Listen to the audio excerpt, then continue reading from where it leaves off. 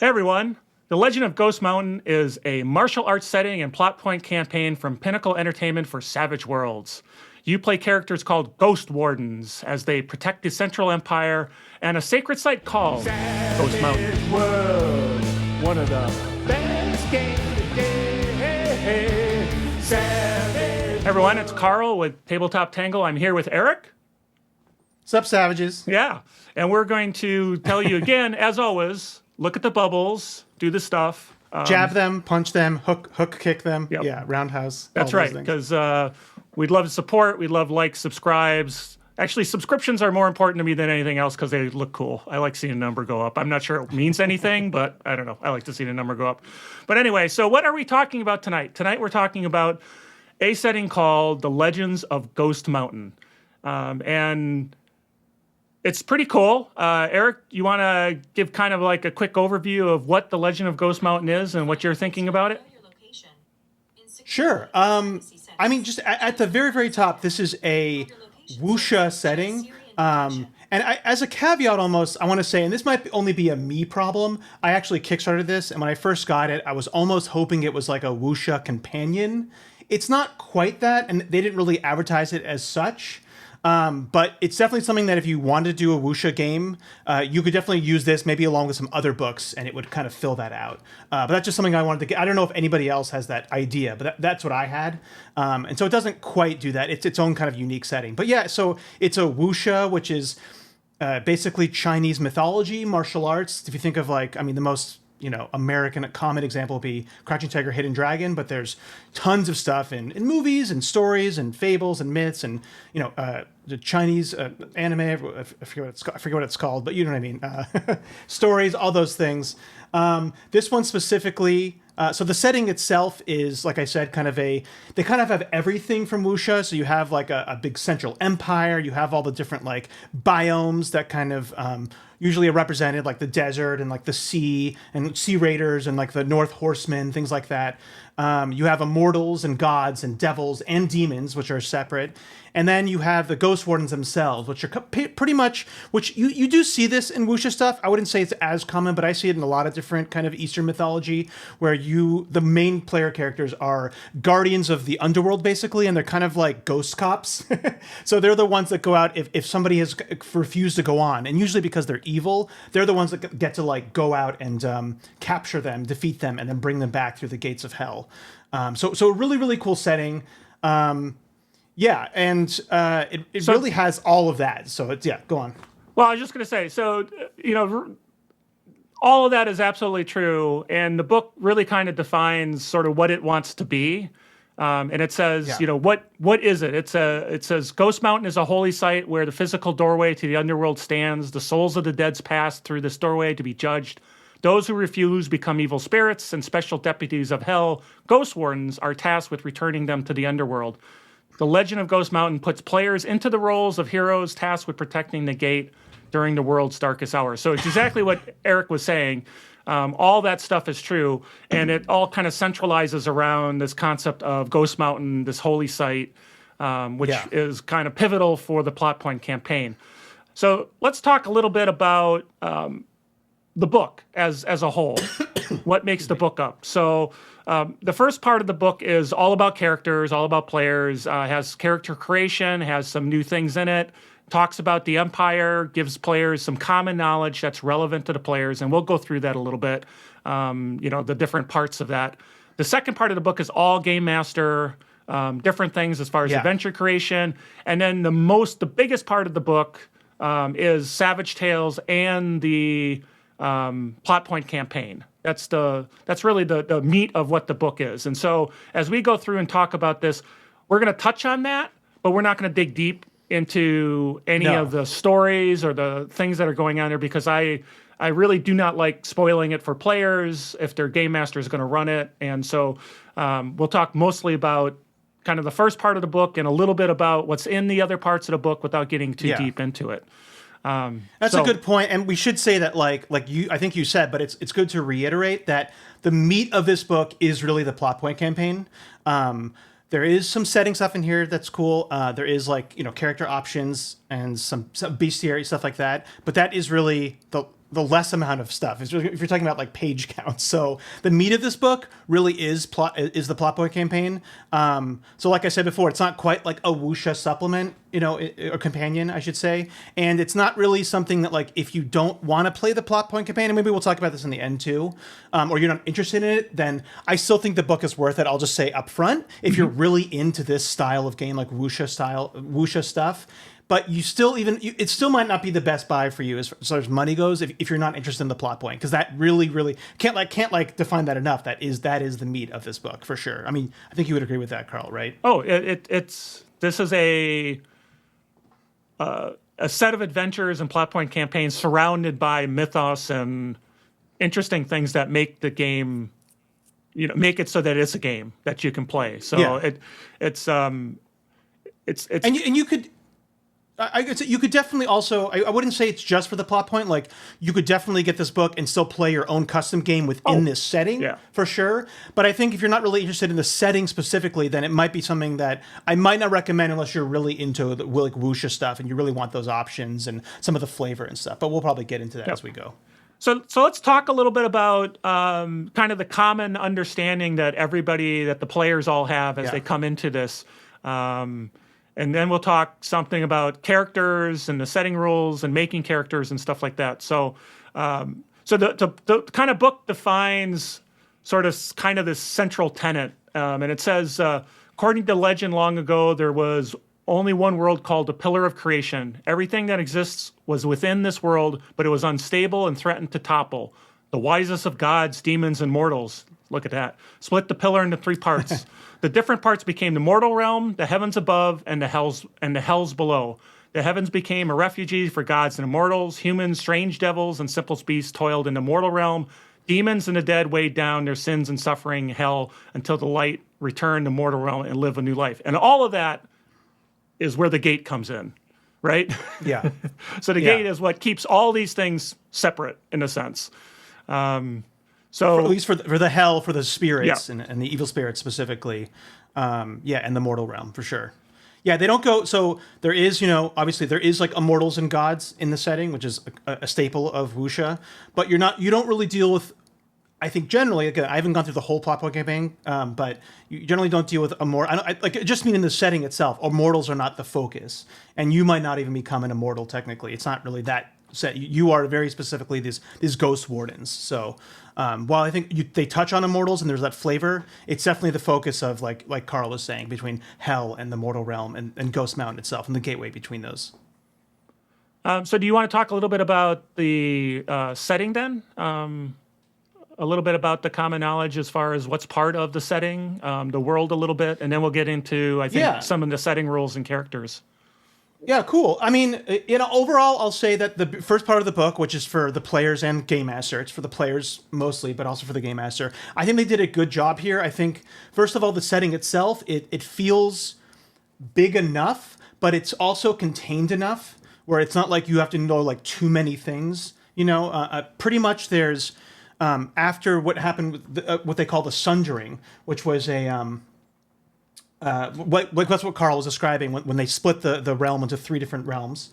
There was a years of kind of almost dark ages, and eventually the first emperor rose up and created this what they call the empire. And then after that,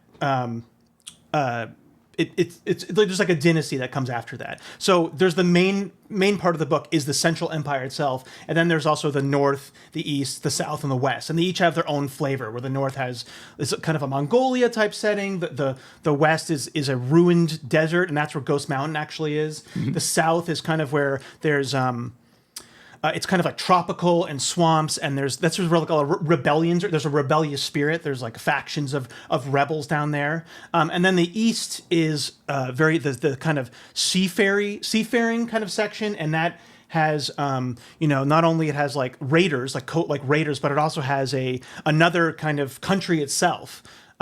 Which, because you kind of refer to everybody as barbarians in kind of the classic Chinese mythology kind of setting. Like anybody outside of your civilization is kind of like the barbarians kind of encroaching in. But there is kind of there's an immortal emperor, who's that's part of like part of the seafaring thing. So they kind of touch on all these different factions. As far as the Ghost Wardens themselves, they are both feared but extremely respected. They kind of have carte blanche to go anywhere and do anything within their duties as Ghost Wardens. So it is kind of that interesting, like, they are respected for what they are, but they're feared, kind of like Witchers in a way, in that kind of way. I got that feel, yeah. Yeah, and it's very hard to become one. I mean, I think in this actual game, like, you are it. Like, the player characters are it, pretty much. As far as the like, there's a lot of support staff as far as the Ghost Wardens, but the player characters themselves are it. And there's a whole lot of like cool mechanics that go into it. So it's very hard. And all of you are edgelords pretty much. To become a Ghost Warden, you pretty much, that's a caveat they even talk about. Basically, you have to be an edgelord in some way. I mean, not totally. You can be like happy, but you have to have a dark past of some sort. You have to have suffering that you went through. You have to have ways that you overcame that. You're not just happy-go-lucky, zero to hero farmer. You start out as heroes, and you start out as you have a rich backstory already. Yeah, you start out as veterans. Do you want any? Well, for the plot point campaign, veterans. you literally start out as a veteran rank. Oh shit! Sorry, my monitor's going crazy. So you start as a veteran rank and go from there, and that's what's required for the plot point campaign. So you've already got a lot of history there behind you. I don't know if I got edgelords out of it, but okay. Well, we'll see when we do character creation. But okay, I just want to say, like, overall, the map and it's just enough. It's really, sometimes people can underdo lore and sometimes people can overdo lore in books. And I personally think, Carl, I don't know if you agree with me, that this is the Goldilocks zone of lore what you want. Like, it's enough for even an ADHD player like me to like go through and read everything and really get a good understanding of the world, but not like too much where you're over inundated and not too little where you really don't understand what's going on. So that's my takeaway. What about you, Carl? How did you feel about that? No, I agree. It was enough. Because when I was reading through this, I got a sense of all the history, and I didn't want to skip things. Sometimes you read a setting book and you start reading it and you go, well, I just want to skip ahead. There's got to be something else going on here. But this, I really wanted to read it all through and understand it, and before I got into character creation. And it was nice to have that before you got into character creation and thinking about what your character might be. And 100%. And I might mention that as part of the... I think you might have gotten this, but part of the game is there are also some archetypes that come with it that are already characters set up that you can take through the plot point campaign. But anyway, let's talk about the characters. Maybe setting rules, maybe a little bit first. They talk a little bit about a couple of setting rules that you'll want to use. They obviously want conviction. They think creative combat's a great thing to work. Fanatics for those folks that you might be going against, fast healing, and wound cap, the venerable wound cap. But there's another thing that they throw in called haunt pools. Do you want to describe a little bit about what a haunt pool is? Yeah, haunt pools it's tied into, which we'll talk about in a little bit when we get into character stuff, the emotion mechanics, which is a really important part of the setting, and it's specifically for Ghost Wardens and spirits. It really reminds me of, in Pathfinder, there's haunts basically too, which are kind of like occult traps, and they're often like ghost based. But haunt pools are basically it's basically that. It's when you're trying to like figure out why a ghost isn't moving on. It uses, and it's tied in with the plot point campaign, so they'll actually talk about like what's going on. But you yourself can make your own with this mechanic too. It's kind of the reason why the ghost has stayed on, and if you kind of double down, often with role playing, then you can kind of chip away at its pool. The haunt, there's basically another meta currency, which is an emotion mechanic where you have separate tokens that are your emotion tokens as Ghost Wardens, but the ghosts themselves also get it. So when you kind of succeed at like social roles or maybe other skill rolls, depending on the ghost, depending on the spirit, you kind of chip away at it, and it kind of makes the ghost weaker. And you can battle them at the same time. So it's a really interesting mechanic that brings in role playing into combat in a really kind of interesting and a compelling way, I found. And maybe not all the times you have to be in combat, but it's cool that it can be both things. So basically, it's like you identifying why the ghost hasn't moved on, and then you kind of doing skill rolls to like appease it or to deal with it, and then it kind of chips away at its tokens, and then even if you get through the tokens, it might chip away at its bennies because they're usually wild cards. So it's a really, really cool, interesting new mechanic. Yep, that's that in a nutshell. I think I like the fact that it's almost like you're getting them to a point where you can get them in the trap. Put the streams around them until you get them down to a point where you can put them in a trap, and that's how I was feeling about that. So it's like when like in Ghostbusters when I forget it's not the ghosts in the picture, and like they were like taunting him and it like made him right. It's kind of like that in some ways, where you're kind of like you're like. I actually think didn't they taunt them in Ghostbusters? So it's like perfect. Like you're like going off of that character's like vanity or his like greed, right, or his ego, and that's like his kind of prevailing character trait. And so you're kind of using that to like weaken him in some way, so you can then capture them. So that was a good reference, Carl. I think for sure. Yep. So that's one of the key new setting rules, and then let's talk about making a character then. Yeah. So you. Read the first part of Haunted. Here we go. Read the Haunted part. so the Wardens of Ghost Mountain can't be too picky about who they take in. So one of the things that they have to start with is Haunted. Few people choose to be a ghost warden. As powerful as they are, wardens live dangerously and lonely lives, dealing more with the dead than the living.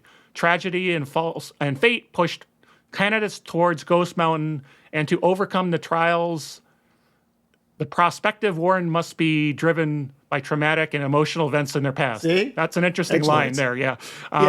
Whether they openly admit it or not, Ghost Mountain offers a resolution of this pain as a reward for an otherwise thankless job. All right, so they're edgelords. Right. All right, fine. I mean, not completely. To be fair, there is. I mean, you even see with the archetypes, there is characters because there's the emotions, right? So they can handle it different ways. They're not just like the brooding, solo because they can't be alone. They have to work together, but it definitely have to have that like brood. They have to have a checkered path. They have to have trauma, right? That's like a key thing. I think is why were they kind of pushed to this end? At least that's what I got from it. Yeah. Yeah, and so everyone has to take the Ghost Warden edge, is required for all characters to start with too. Yeah.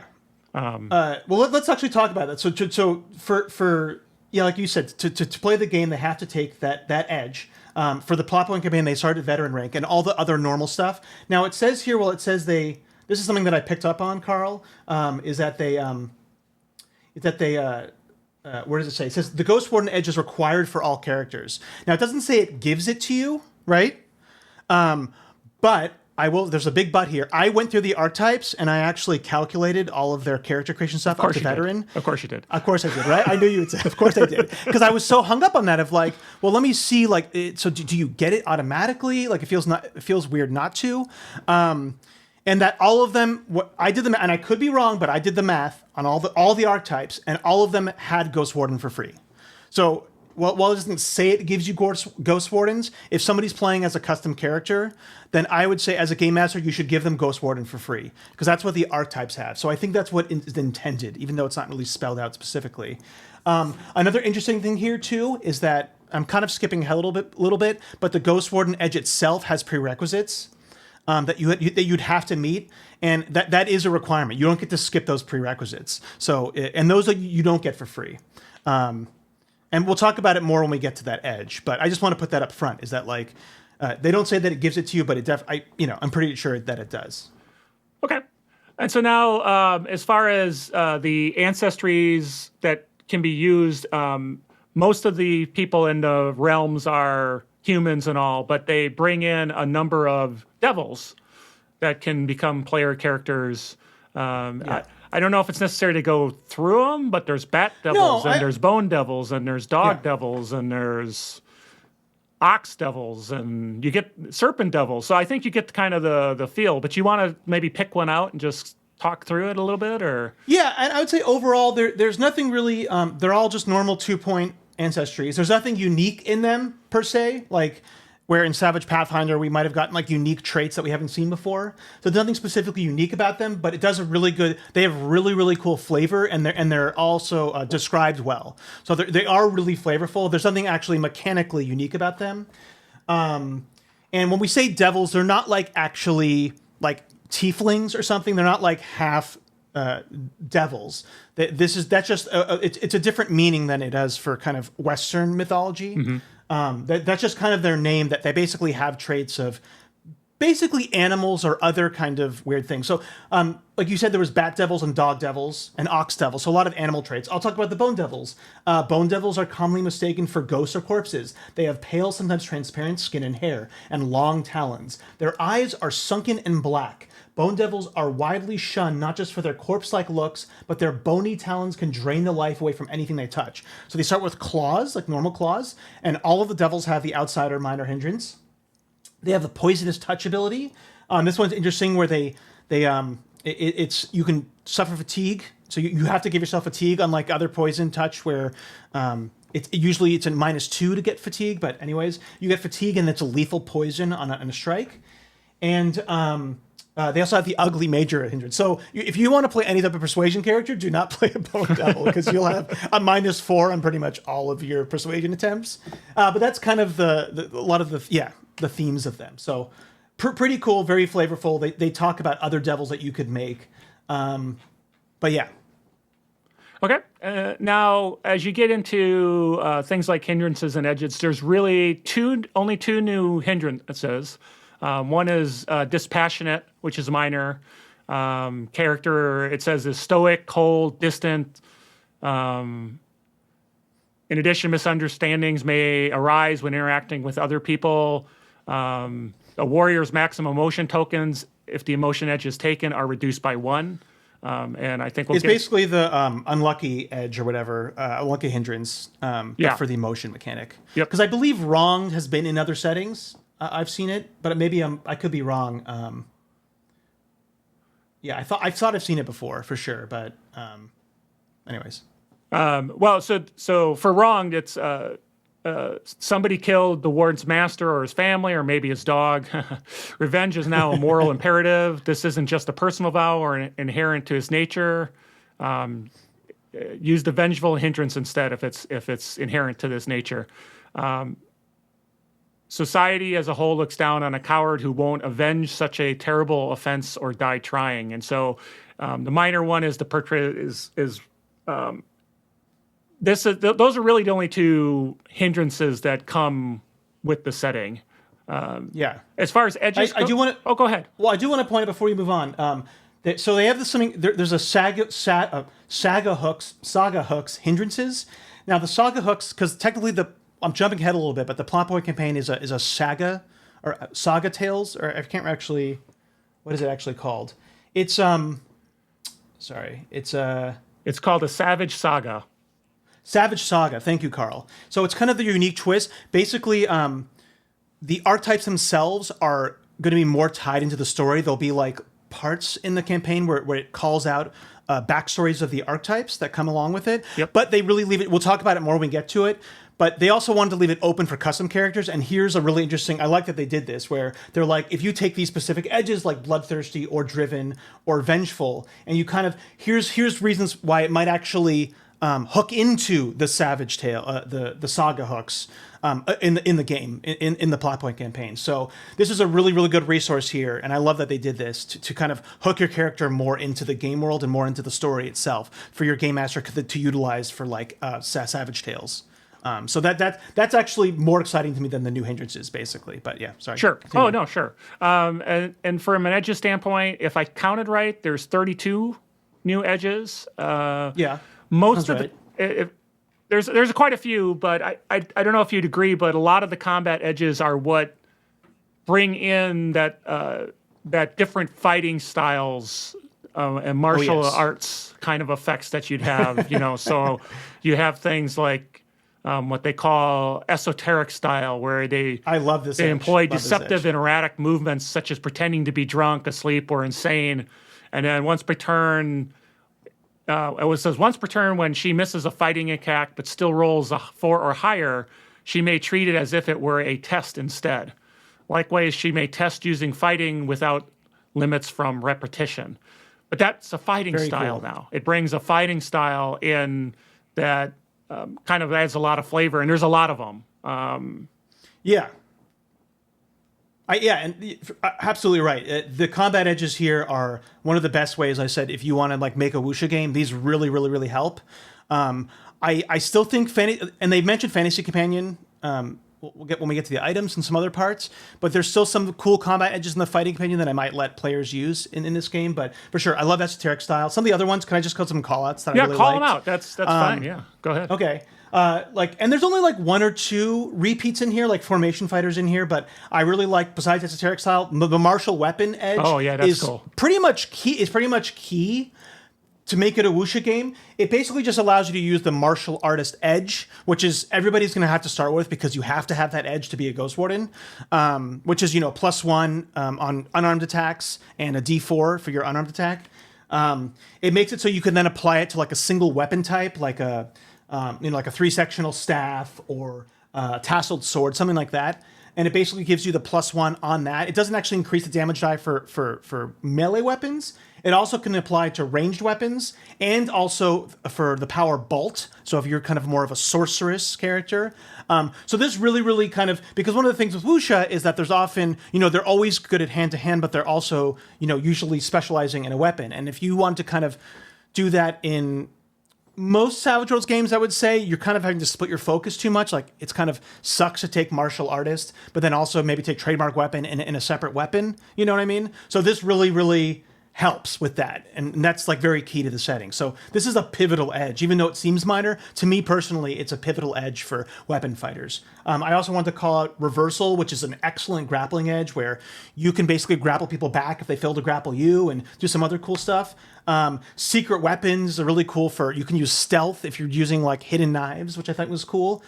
Style knowledge is another cool one that really helps out kind of scholarly characters. They can use academics to figure out what type of style somebody's using, because one of the things in wuxia is that there's a million different types of styles from different schools. So once you figure that out, you make them vulnerable. You can test with academics and make them vulnerable and get the defense maneuver against them. And there's also style mimicry, which is another edge, so that you can use academics to use that style against them. Yep. Yeah, use a certain combat edge. Throwing mastery is another cool one. This is one and again, I think, just like I talk about with the Fantasy Companion, I think people should be using some of these combat edges, and a lot of if you're playing like a martial game, a melee game, more medieval style, I think some of these are still good for that. And one of those is throwing mastery, which really, really helps with a throwing kind of, with throwing light weapons, you get a rate of fire, which is sorely needed for throwing weapons. So really, really cool stuff. Yeah. I think this is where you're getting most of the meat, is here in the weird edges for sure. Here and the weird edges, right? Yeah. So do we want to talk a little bit about weird edges? Because there's the most important. Well, let's before we get to weird edges, let's talk about the power really quickly about the arcane backgrounds. Oh, you want to talk arcane backgrounds next? Okay, let's talk arcane backgrounds real quickly. So arcane backgrounds. This is always the thing that I go to first. There's only 2 here. I would say it generally covers all of the archetypes, cliches, tropes of it. First, you have the Poisoner. This one is a little unique. Now, neither of these are so different from stuff we've seen before. They're all pretty basic as far as like normal Savage World stuff, and there's no really added power edges. But you have the Poisoner, which uses, you can use healing as your arcane skill, which is kind of the main thing. And there's some cool like drawbacks to it that balanced out with having 15 power points and 3 powers from the start, and also that this is you using like poisons and your herbology, things like that, to either affect people in some way, and it doesn't go against arcane resistance, which is really cool. So this is definitely needed. The next one we have is just the Sorcerer one, and this is the all-encompassing. Kind of hits all the tropes of elemental stuff and also evil, which is kind of like dealing with, understanding, what do they talk about? Like understanding... Study and control of demons is evil. Control of demons, which is different than devils. Demons are actually like from Underworld, or really corrupt things. So This one's very bare, but there's nothing new here at all. It just gives you it gives you a bunch of flavors trappings that you can choose from, which are a good amount. Like we have evil, fire, ice, music, storm. So kind of the basics, I would say, for like wuxia fantasy. And each of those has their own power list that's pretty limited, but there's nothing really unique here at all. It doesn't add anything different at all. So this is what I would say is probably the weakest part for me personally. They got the flavor in, which is important, Carl. But just mechanically, just as me, I'm not saying it's really like on them or anything. I just was excited to see some more unique stuff because I love seeing unique Arcane stuff, and there's nothing really unique here. So that's just a caveat for anybody. But they definitely hit all the flavor points. And they do have a Mystic Powers edge, like you have in Fantasy Companion and many others now. Best edge in the game. Yeah, right? Yeah. One of the best edges in the game. Yeah, best edge. One of the best edges in the game, and so they have it here with the different kind of types. Archer, boxer, fencer, scholar, stuff like that. So they do have that. All right. The only thing I would say to that one real quickly is that they didn't really explain where like the flavor of Mystic Powers so much in this, besides it just being like supernatural abilities like we've all seen before, like kind of like ki or whatever, or chi, but that's kind of represented in other places. So it was just interesting to me that like they really went with the flavor for sorcerer, like explaining it, but they didn't really talk about where Mystic Powers necessarily comes from. But I guess it's just kind of like, they just say intense study and training in mystical things unlocks supernatural power. So they didn't really explain the flavor. That's all I wanted to say. Okay. There. Anyways. All right. Gotcha. And so then, again, the interesting stuff is, another interesting place is the weird edges. The big one, I think, is obviously emotion. You were touching on it. Do you want to dig a little more deeper now that we're here? Well, one of the things is because you're required to take the Ghost Warden Edge. I'm just going to skip ahead real quick because it all makes sense. You get the Ghost Warden Edge, which basically gives you're able to see spirits, and your martial arts attacks count as magic against ghosts. So it makes basically you can attack ghosts and see ghosts, which is that's pivotal to the setting. It also then gives you the emotion edge for free. Yep. So you have the emotion edge with it. Now there's a really interesting caveat here. It says you get the emotion edge once all prerequisites are met. So my takeaway from this, Carl, is that because like I said, you can create your own custom characters, and so you have to get Ghost Warden, which is the requirements are martial artist and a cult of D4. So you have to take those. You have to have a cult D4, and you have to have the martial artist edge, and that means you'd also have the martial artist prerequisites itself too. And then with emotion, it gives you emotion, but it says you get it once it's met. So I'm not really sure. I mean, maybe you can speak to this as a game master. Like, do you starting making your custom character veteran if you have to have emotion right away? Like, it's not really clear. Like, once you unlock the requirements, which are Spirit of D6 martial artist. So really, it's only that Spirit of D6. So if you start with the Spirit of D4, does that mean you don't get the emotion edge until you've raised that, or do you have to start with emotion Spirit of D6? It wasn't really clear on that front. Well, so that was the only thing that I picked up on. It's not, but if you're really starting a game at veteran, you've already have 2 ranks, 3 ranks worth of attribute increases that you could have taken. And so, I would hope that by then the player character would have a Spirit of D6 by then, right?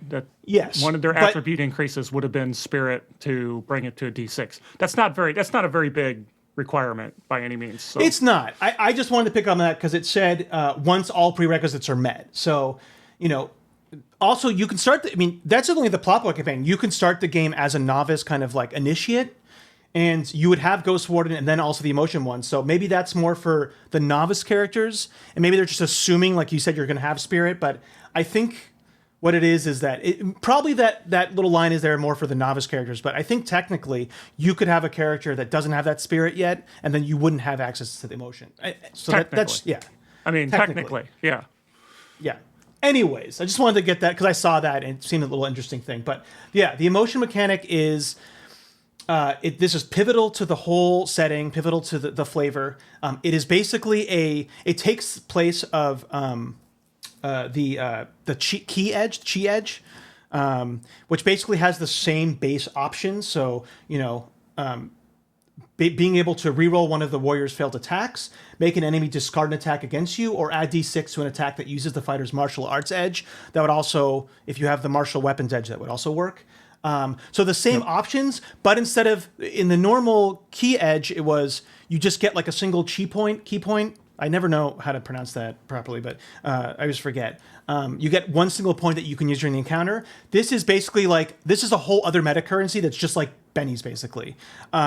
You have 3 of these starting unless you have that hindrance, and then you can spend them to do that, do one of those things. And when you take the emotion mechanic, you have to choose a single emotion, which is usually it's anger, disgust, fear, joy, or sorrow. Those are kind of the meta emotions. I would say, though, that they do have a other emotions tab later on, which kind of talks about within anger. It doesn't have to be specifically anger. Anger can be hate or hurt or resentment, or joy could be admiration or glee or love. So it doesn't have to be like so rigid in those specific things, but you have to choose one of those. And that it's kind of a defining emotion of your character. And that's part of becoming a Ghost Warden, is that you've connected with this emotion. And that's what kind of enables you to also deal with spirits, because spirits themselves will also have a governing emotion. So it all kind of ties back. But yeah, so basically you have these tokens.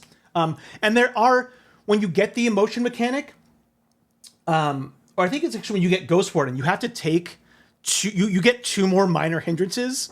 And then the emotion itself is also kind of a hindrance, because when you play to, much like a Benny, when you play to your emotion, and they do say this shouldn't be like stopping the game in any way. It should always be, done to move the game forward in some way, or to, it shouldn't be going against a character necessarily. But when you play to your emotion in some way that's kind of interesting or riveting, then the game master should award you another emotion token. So I want to say here, Carl, as the predominant game master of Savage Worlds, we talked about this in our rules video. Like, sometimes it's hard to keep up with hindrances and giving bennies. Now, well, I really, really like this mechanic, and I think it's really, really cool, and it's really, really flavorful into the setting. But there is kind of a warning here to some game masters who maybe have trouble with giving out bennies for hindrances, or even a little bit of trouble remembering, right? Like we all do. This is another kind of mechanic. And now player characters will have 5 hindrances plus this, right? And then you're giving them out for different things. So to me, this was not like a huge deal, but it did seem like this might be a problem for some game masters. I don't know if you felt the same way. Well, it's problem is strong. It's just another thing that you got to keep track of, right? So that's always the hard part. Now this is a little easier, I think, than maybe hindrances, because hindrances can get kind of buried in the way players play, and was they really being mean at that point, or is it just the way they're always playing their character? Did it really make any bad thing happen to them because of that, so they can get a benny for it? But here it's like, if you have that strong emotional intent, that seems like that'd be really way forward in the role play and stuff. It'd be like in your face, and probably would be easier to decide that, hey, I'm going to give an emotion token. And I think there's a maximum of 3 you can have. So it's not people are piling them up, they're spending them, and they're trying to use that emotion. So I think it's going to be easier, might even be easier than just your normal handling of hindrances. But we haven't played it yet. So, it really going to depend on whether the players are embracing this kind of emotional mechanic, or whether they're kind of still playing it kind of close to their vest or not. So again, it's going to depend on the players, I suppose, whether they're For really, sure.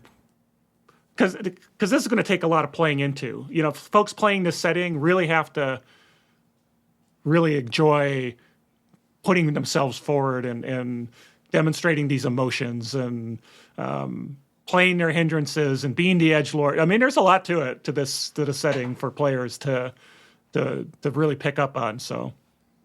Yeah, and I would say, so I totally agree with you, 100% agree with what all you said. And so my only kind of suggestion here, if you are a game master who struggles with that, is that something that we've talked about is kind of lean more into like the automatic benny giving, like where we talked about, like, every hour maybe give out a Benny, or like, you know, kind of rely on those things and then focus more on the rewarding the emotions, I would say, over the Bennies. Because there's also conviction in the game too. So there is a lot of like meta currency going around. A lot of meta currency. But I can't reiterate it much how like the emotion mechanic itself is so tied into the flavor of the Ghost Wardens and how they become. Because you're basically tapping into what gives the ghosts their powers, and you're using that yourself to then manifest your power. So it is extremely intrinsic to being a Ghost Warden that you exemplify these emotions in ways, and that's what you tap into to use these powers.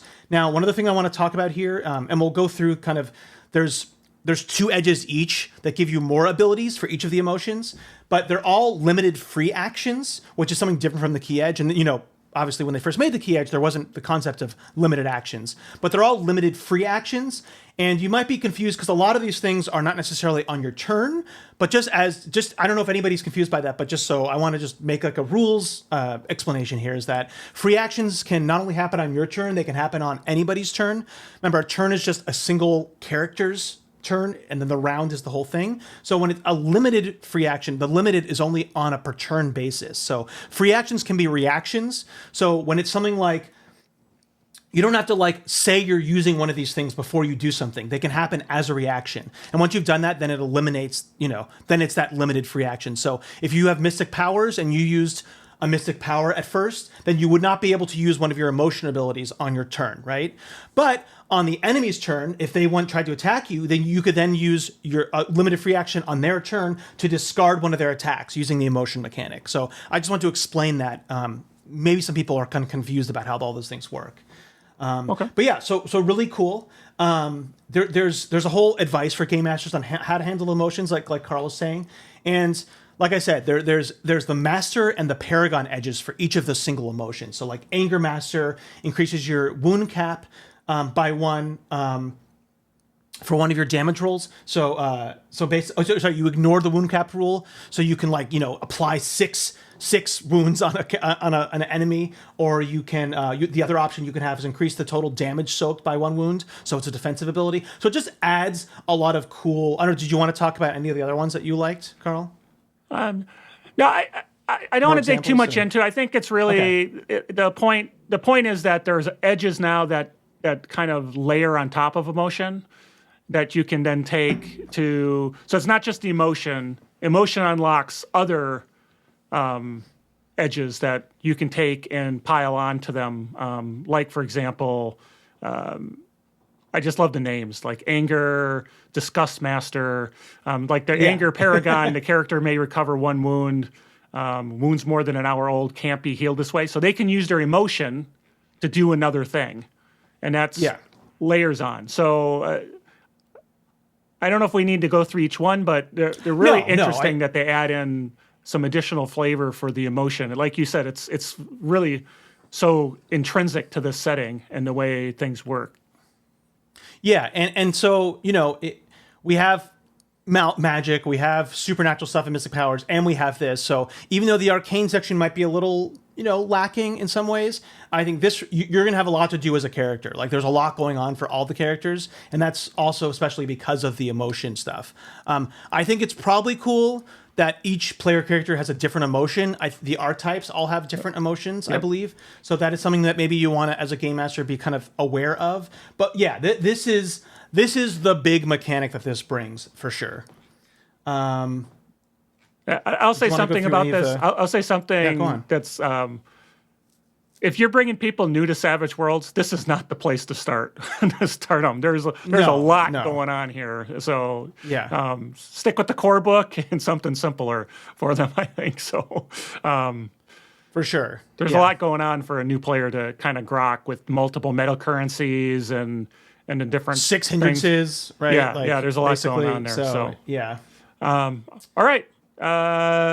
I don't know. Is there much you want to talk about when it comes to items, or just at the end? There's a couple more weird edges. There's a poison one. I want to talk about. There is a human form one. So if you aren't interested in playing a devil character, there is an edge out there that allows you to kind of have a human guise. You know, so that's just kind of cool. Yeah, hey, the items themselves. Yeah, guys. The items themselves.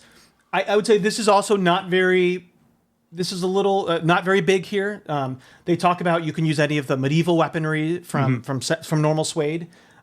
There's a couple of there's the magic item section. There is because you actually start with some magic items as a Ghost Warden for the plot point campaign as a veteran Ghost Warden. There's not a lot here, but they are really really flavorful. But they do say that you can use magic items from the Fantasy Companion with Game Master approval. So again, I think the Fantasy Companion is a really important. In my opinion, I would definitely want to use the Fantasy Companion to kind of fill in some of the shoes, some of the holes here, maybe some of the combat edges, maybe some of the other edges, and definitely some of the magic items for sure. So yeah, it's not, the items here is very pretty minimal. Yeah, and I guess I never really thought of this as being completely standalone, that it would be something that you'd partner with maybe a Fantasy Companion to really get as much flavor as you possibly can out of it. So, okay. Yeah. All right. Then we start getting into the secrets, the Game Master section, which talks about the secrets of the Central Empire. That includes kind of an in-depth discussion of the Empire, what's going on, it starts putting out some encounter tables that you can start using to flesh out how you're running the game. It's I'm just scrolling through real quick just to see. It describes some of the individuals, some details of the different domains, and some information about the cities and the different things that are in that area, like the East Gate, like the Great Road, and just gives a little more information, a little more flavor. Some of the stuff, it wouldn't be terrible if the characters found out about it or the players found out about it, but it really is for the game master to kind of provide as the time goes on. So they did a good job here, I think, for definitely it's like succinct, but it's enough, but it's not too much to overload a new game master either. Like it gets to the kind of the root of a lot of the secrets. The encounters are interesting, and there's definitely enough meat here too as far as running your own setting. You could definitely use a lot of the encounter stuff in here, or your own story within this setting itself. So. I like that they put in some of the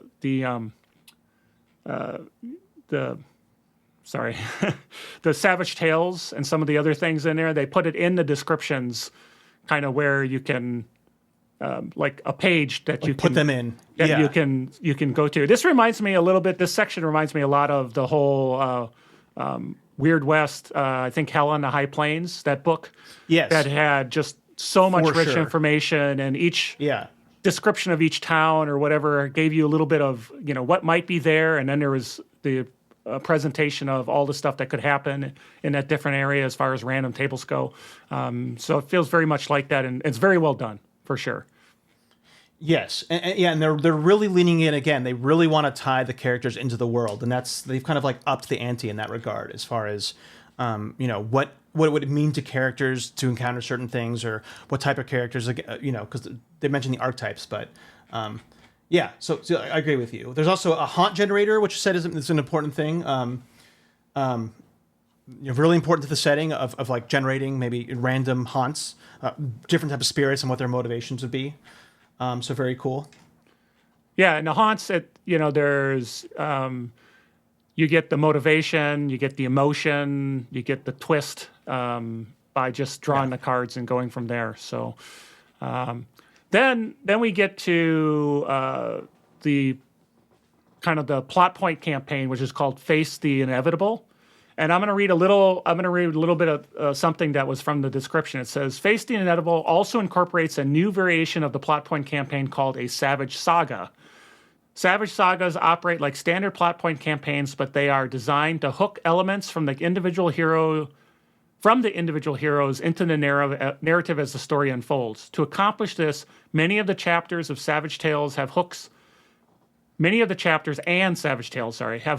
link to the pre-generated archetypes, and then so these are in the system labeled as kind of savage hooks or saga hooks that you can leverage. But like Eric said before, if you're creating characters, there's recommendations on how to kind of hook them in through this. but it's They really made it. They really made it key that like they'll give a lot of examples for like if a character's like this, and they could also this could also be a reason why they want to do it, and give a lot of examples. So don't be afraid to have your player characters play custom characters for sure. They really make it clear. Yeah, it's interesting. It's got a new way of handling a plot point campaign, and that I think a lot of plot point campaigns just don't generally kind of take backstories into account, right? Or yes, what makes a character interesting into account, because they can't, generally. So here they found a way of making that happen, because it's really important to kind of the flavor with the emotions and the haunts and stuff like that. It's really quite interesting. So when I started reading the plot point campaign, I read it with that eye, and I went, oh, that's interesting how they incorporate that and how they talk about that. And I won't talk about any of the adventures, but there's some pretty interesting stuff. And it starts off with a bang. There's no dull moment in this plot point campaign. It starts off. They get you right into the action. Heavy, yeah. Well, I mean, they're all veteran characters, so I guess they can get right into the action easily enough, for right? sure. So yeah. I love this. I really, this is like 3 thumbs up. I love this concept. I really hope they do this in all their upcoming plot point campaigns. I think this is such a good idea.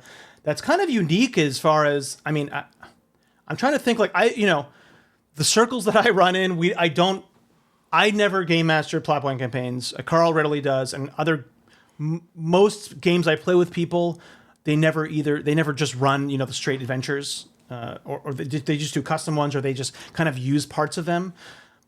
But I do know I have played pre-generated adventures, plot point campaigns, whatever you want to call them, and that is a lot, like Carl said, that is a real big lacking thing. And this is such a I've never seen like a pre-written adventure really kind of serve that, really like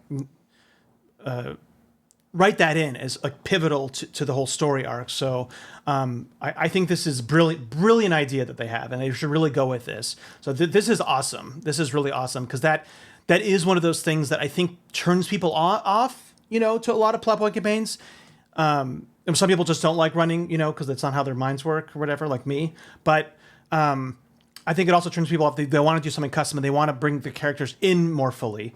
And it's often hard to do that. So this is just a brilliant way to do that, for sure. And I didn't read too much of the plot campaign itself, just because maybe I want to play it, if I play it one day. But I did look at specifically just the saga hooks and how they describe that. And so does really seem like they do a really good job in explaining how you could drag custom characters in, for sure. And I think I'd have a fun time running this. I think the players would really get into it, and I'd have a lot of fun running it. So I guess it's good that you didn't read it too in depth. Maybe I'll run it sometime. We'll see. It's funny that my character now in our game is basically a ghost warden in a lot of ways. Like, well, he's at least playing an a monk who has this edgy kind of. I mean, he's not like a total edgelord, but he's a weird lizard folk monk. But he has this like edgy background that's like with emotions. There's like kind of an emotion mechanic built into his character backstory. So it is just really funny that he is kind of a ghost warden, basically.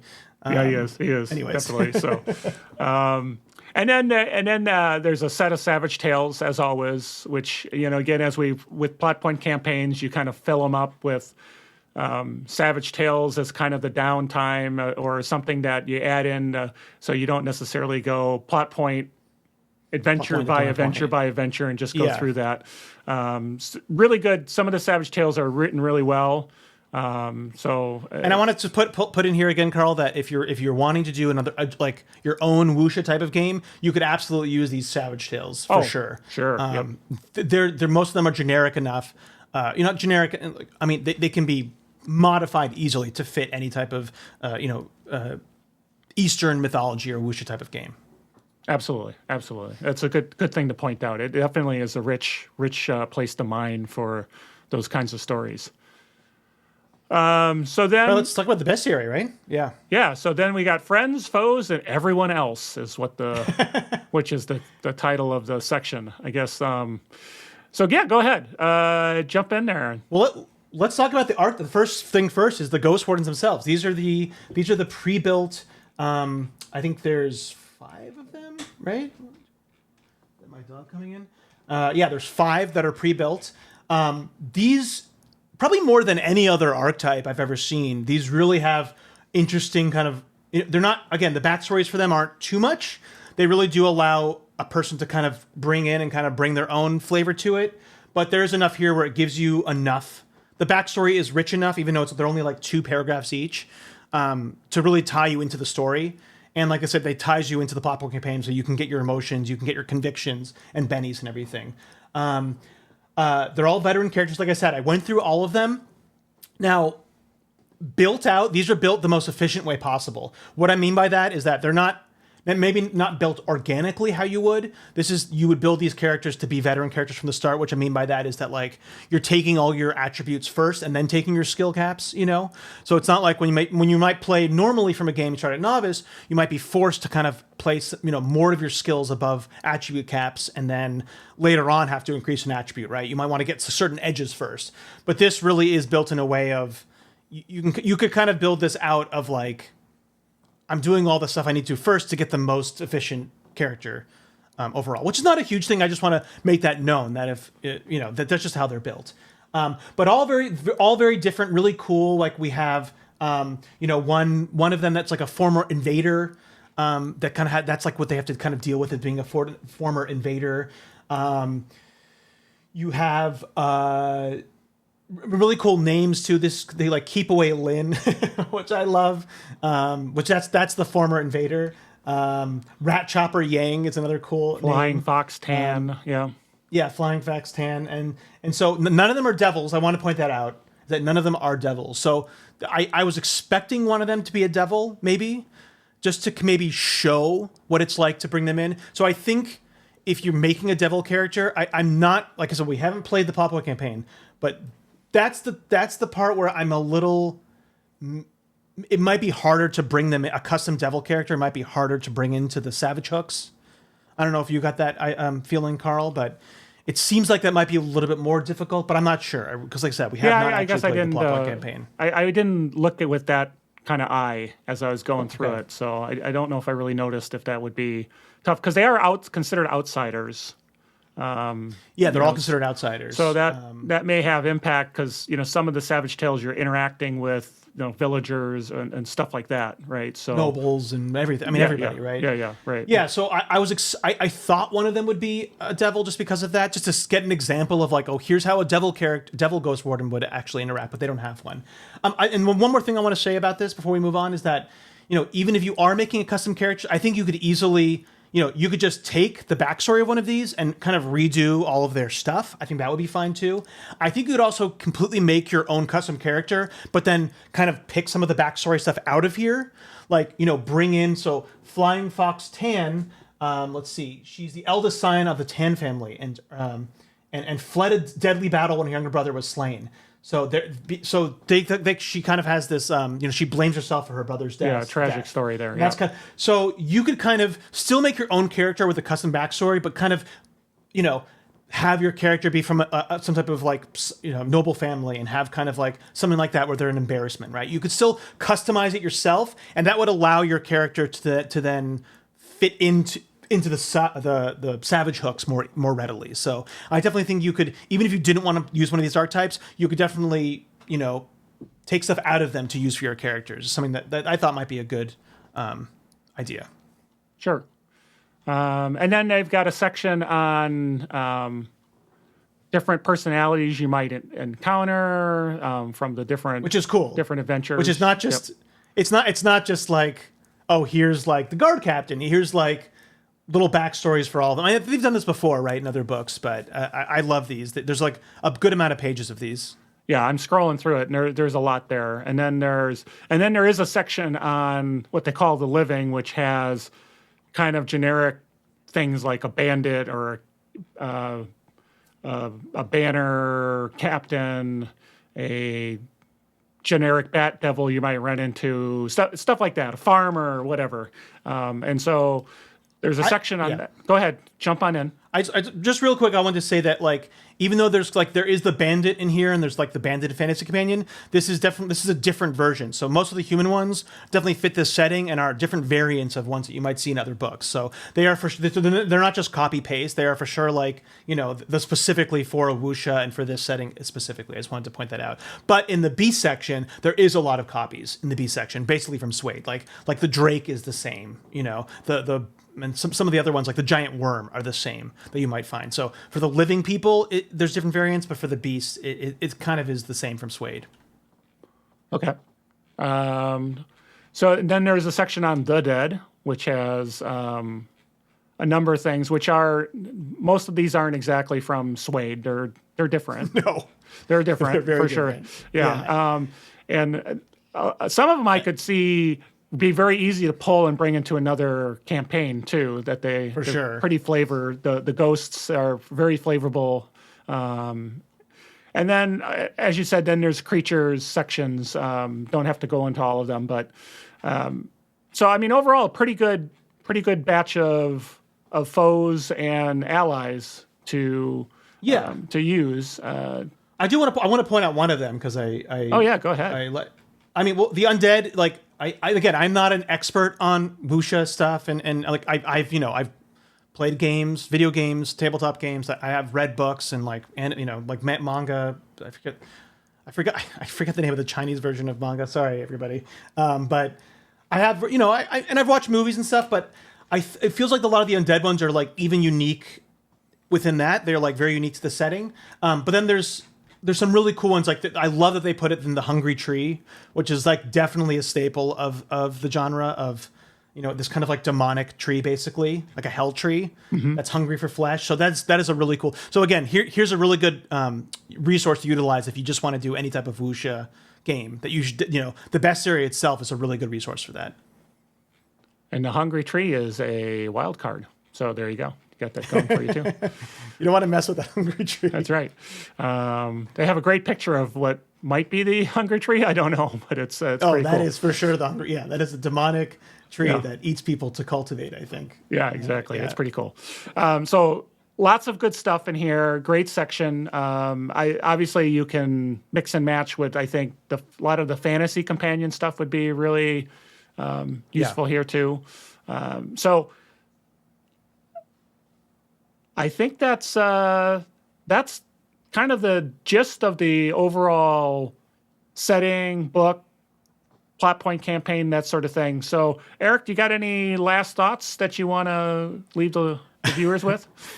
I mean, I think I got all my thoughts out there. I mean, like I said at the top, it's a really, really unique setting. They did a really good job of getting all the lore approachable enough and easily digestible enough to really get you into the setting. I think it definitely helps if you have some type of prior knowledge of wuxia movies or shows or anything like that. So, always recommendation is like before you start a game, either as a game master and even as a player, is like watch some stuff, just to get kind of the feeling of what this might be kind of like.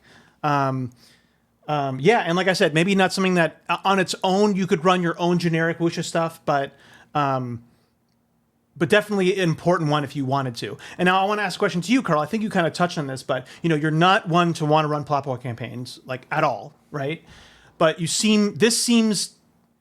seems like, I don't know, I'm asking you, like, would you consider running this as somebody who doesn't really like running plot point campaigns from everything that you've seen? Well, first, I don't hate running plot point campaigns. I just don't really run them like plot point campaigns. So, okay. But I don't run plot point campaigns kind of like a plot point campaign. So in this situation, with the fact that the characters are so tied in, I would probably enjoy running this if the players did pick and build things very similar to the archetypes that were there already. Because then I wouldn't, because then the game already has, or the book already has a lot of the tying it all together done. So maybe you can just kind of run them through and have things happen. Again, I just read it a little bit. I didn't, prep it for playing or anything like that, but it would be maybe easier than the last one I run, which was Lost Colony. Interface. Oh yeah, Lost Colony. Lost Colony, totally which was totally forgot that was the plot point. Well, that's because I completely Yeah, you did it I differently. completely Yeah, ripped it yeah. apart and re-glued it back together in little pieces. But because I had to link all the player motivations and everything that you were interested in, and then how you came to come together and how you work things, and Yeah. so hopefully this would be a little bit different and a little easier in that respect. So I long answer to a simple question. Yeah, I think I'd run this and it might be able to run it straight as is, as long as the players bought into playing characters similar to the archetypes there, even if they tweaked them. It's like, oh yeah, you do have somebody who's got this particular emotion and you have these particular hindrances, because now I can play into those without a lot of work. So anyway. All right. Well, that is The Legend of Ghost Mountain. Again, this was Carl with Eric. We are Tabletop Tango. Look at the bubbles. Do the stuff. We'd love your support and everything. That just keep listening and watching the channel. We'd love having people do it, and that's what makes it exciting and fun. And so, once again, thank you so much, and we will catch you in the next video. Thanks. Happy game. Savage World, one of the best games today. Savage World, Benny, enhance my play. Savage World, different setting any day.